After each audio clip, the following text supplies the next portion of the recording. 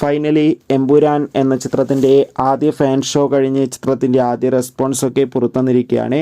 ആ ഒരു അപ്ഡേഷനാണ് ഇന്നൊരു വീഡിയോ ഭാഗത്ത്. വീഡിയോയ്ക്ക് മുൻപ് വീഡിയോ ലൈക്ക് ചെയ്യുക, ചാനൽ സബ്സ്ക്രൈബ് ചെയ്യുക.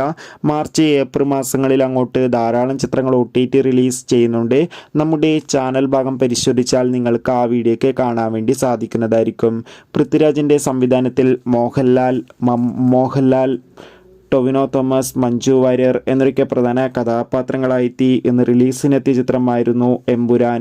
എല്ലാ സിനിമാ പ്രേമികളും ഒരേപോലെ എമ്പുരാൻ എന്ന ചിത്രത്തിൻ്റെ റിലീസിനായി ഏറെ ആകാംക്ഷയോടെ കാത്തിരിക്കുന്നുണ്ടായിരുന്നു. എമ്പുരാൻ എന്ന ചിത്രത്തിൻ്റെ ആദ്യ ഫാൻ ഷോ രാവിലെ കൃത്യം 6 മണിക്ക് തന്നെ കേരളത്തിലെ എല്ലാ തിയേറ്ററുകളിലും ആരംഭിച്ചിട്ടുണ്ടായിരുന്നു.